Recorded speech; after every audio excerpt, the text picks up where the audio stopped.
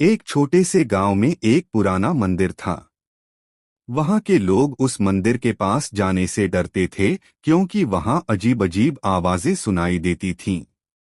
उस मंदिर के आसपास के लोगों का कहना था कि उस मंदिर में एक साधु की आत्मा भटकती है। एक रात एक युवक उस मंदिर में गया। वह बहुत साहसी था और उसने सोचा कि वह उस मंदिर के रहस्य को उजागर करेगा। जब वह मंदिर के अंदर गया तो उसने देखा कि वहां बहुत सारे पुराने सामान थे। वहां एक पुरानी डायरी भी थी। युवक ने उस डायरी को खोला और पढ़ने लगा। उस डायरी में एक साधु की कहानी लिखी थी। वह साधु बहुत ही पवित्र और शक्तिशाली था, लेकिन एक दिन उसकी मृत्यु हो गई। लेकिन जल्द ही उस मंदिर में एक अजीब सी घटना होने लगी। लोगों ने देखा कि उस मंदिर में एक आत्मा भटकती है। वह आत्मा बहुत क्रोधित थी और उसने लोगों को मारने की कोशिश की। लोगों ने उस आत्मा को शांत करने की कोशिश की, लेकिन वे नहीं कर पाए। आत्मा ने लोगों को मारना जारी रखा और उस मंदिर में एक साधु की आत्मा भटकने लगी।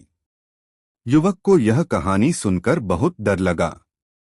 वह तुरंत उस मंदिर से भाग गया।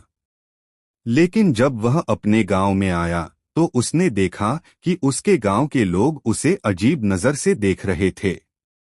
फिर उसने देखा कि उसके हाथों में खून लगा था। और जब उसने अपने चेहरे को देखा तो उसने देखा कि उसका चेहरा उस साधु के चेहरे जैसा था।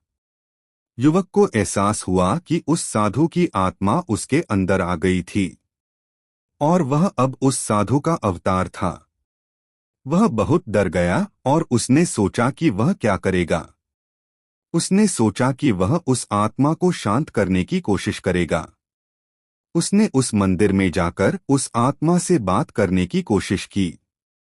लेकिन जब वह बात करने लगा तो उसने देखा कि वह आत्मा बहुत क्रोधित है।